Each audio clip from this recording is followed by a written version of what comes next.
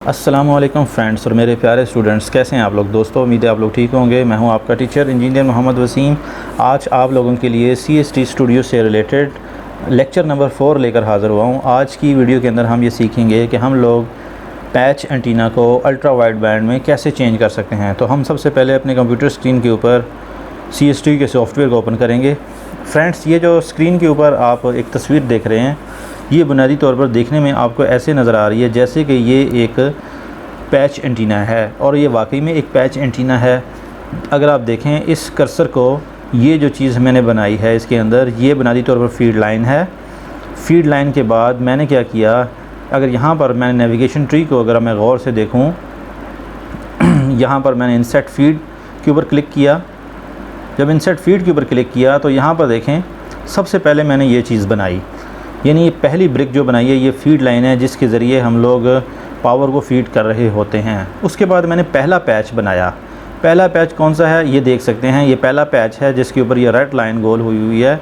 इसकी लेंथ जो है वो W1 और जो इसकी विड्थ है वो W1 है, और लेंथ इसकी इसी तरीके से L1 या इसको हम कह सकते हैं LP1 है। अब हम चलते हैं दूसरे जो इसके ब्रिक्स की तरफ। ये जो बड़े वाला ब्रिक्स है, इस ब्रिक्स की जो विड्थ है वो बुनियादी तौर पर W1 + W2 है, जबकि इसकी जो लेंथ है उसको हम लोग कहेंगे LP2, यानी ये पैच की लेंथ नंबर 2।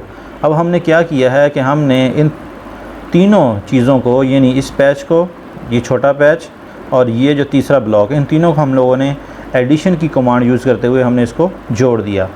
तो वैसे जैसे मैंने इससे पिछली वीडियोज़ में भी मैंने आपको बताया था कि किसी भी एंटीना को डिज़ाइन करते वक्त दो चीज़ों की ज़रूरत होती है। एक तो सबसे पहले सबस्ट्रेट डिज़ाइन करना पड़ता है, जैसे ये है, और ये सबस्ट्रेट मुख्तलिफ मटेरियल का बना होता है। उसके ऊपर कॉपर की क्लेडिंग होती है और उसके नीचे भी कॉपर की क्लेडिंग होती है, यानी ये डाइक्लेड होता है, ऊपर नीचे दोनों तरफ कॉपर की क्लेडिंग होती है। जैसे ये ग्राउंड प्लेन है, ये भी कॉपर की क्लेडिंग से बना होता है।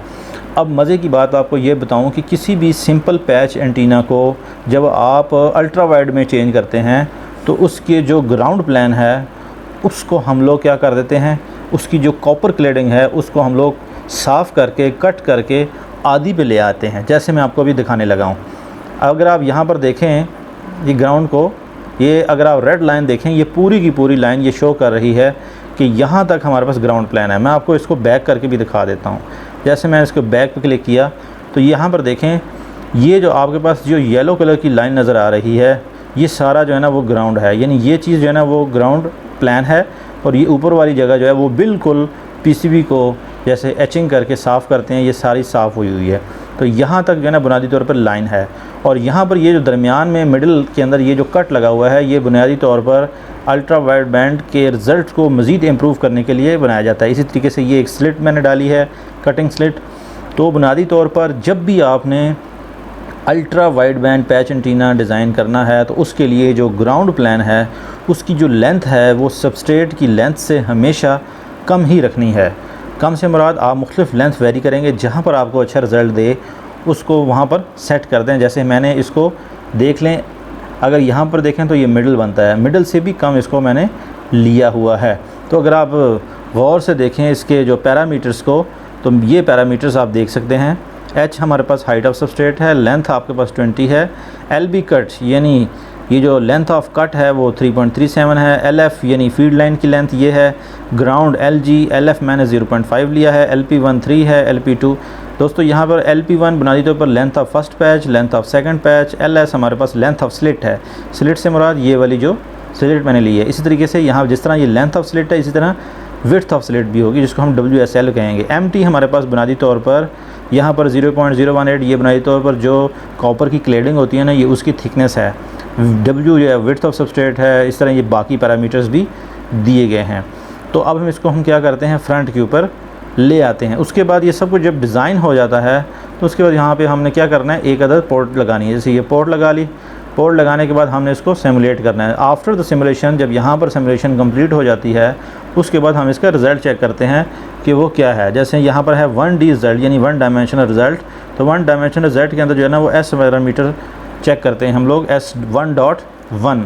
दोस्तों ये जो S1.1 है, ये बुनियादी तौर पर क्या होता है, रिटर्न लॉस होता है उस एंटीना का कि ये जो हमारे पास जो पावर फीड हो रही होती है किसी भी एंटीना को, वो जो है ना वो एंटीना तक मुकम्मल फीड होती है, उनमें से कुछ जो है ना वो रिफ्लेक्ट बैक हो जाती है मिस मैच की वजह से, ठीक है। इसी चीज़ की जो मेजरमेंट होती है उसको हम लोग कहते हैं रिटर्न लॉस। और जो अच्छा रिटर्न लॉस होता है किसी भी एंटीना का वो -10 dB से नीचे होना चाहिए, यानी -11 -12। तो जैसे कि आप लोगों को ये भी पता होगा कि कोई भी अल्ट्रा वाइड बैंड जो एंटीना होता है उसकी जो बैंडविड्थ होती है पूरी वो 3.1 गीगाहर्ट्ज़ से लेकर 10.6 गीगाहर्ट्ज़ तक होती है। अगर तो ये पूरा बैंड इसको कवर कर रहा हो, यानी रिटर्न लॉस -10 dB से नीचे आ रहा हो, तो हम कह देते हैं कि ये जो एंटीना है ये अल्ट्रा वाइड बैंड एंटीना होता है। जैसे आप देख सकते हैं ये -12 से स्टार्ट हो रहा है और -34 तक जा रहा है। तो अगर आप इसके जो ग्राफ को अगर आप गौर से देखें तो जब यहाँ से स्टार्ट हो रहा है तो ये -13.5 से स्टार्ट हो रहा है, धीरे धीरे ये नीचे की तरफ जाता है, फिर ऊपर की तरफ थोड़ा सा जाता है। तो ये बुनियादी तौर पर ग्राफ ये शो कर रहा होता है कि ये जो हमारे पास जो एंटीना मैंने डिज़ाइन किया ये पूरे अल्ट्रा वाइड बैंड को कवर कर रहा है, इसलिए हम इसे कहेंगे ultra wide band patch antenna. फिर इसमें कुछ और चीज़ें भी होती हैं, अगर आप देखना चाहें जैसे गेन हम देख लेते हैं, जैसे मैंने यहाँ पे निकाल के रखा हुआ है। एक तो गेन होता है, एक रियलाइज़ गेन होता है। तो चूँकि हमारे पास जो ultra wide band single antenna है वो सिंगल एंटीना है, यानी उसमें एक एलिमेंट है, वो एरे नहीं है। तो अगर आप उसमें देखें 3.1 गीगाहर्ट्ज़ से लेकर 10.6 गीगाहर्ट्ज़ तक इसकी जो मैक्सिमम जो पावर है, जो गेन है, जो फीड होती है वो 5 dB है। ये तो गेन है। इसी तरीके से रियलाइज़ गेन जो होता है ना कि रियल में कितना होता है वो भी तकरीबन लगभग 5 dB तक ही हो रहा होता है। तो दोस्तों बुनियादी तौर पर जो है ना वो आपको आज की वीडियो के अंदर ये टेक्निक सिखानी थी, ये बात बतानी थी कि कोई भी जो सिंपल पैच एंटीना है आप उसको अल्ट्रा वाइड बैंड बना सकते हैं। सिंपल क्या करना है आपने, उसकी जो ग्राउंड है उसके जो लेंथ है उसको हमने डिक्रीज़ कर देना है, यानी छोटा कर देना है।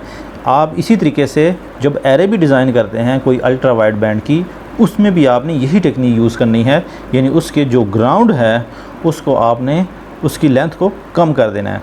तो दोस्तों उम्मीद है आपको आज की वीडियो के अंदर ये ज़रूर समझ आ गई होगी कि कैसे हम लोगों ने एक ultra wide band antenna design करना है पैच की मदद से। तो दोस्तों जिन दोस्तों को वीडियो पसंद आई है वो जल्दी से इस चैनल को सब्सक्राइब कर लें ताकि आपके पास CST स्टूडियो से रिलेटेड ऐसी अच्छी वीडियोस वक्तन फ़वक्तन आपको मिलती रहें।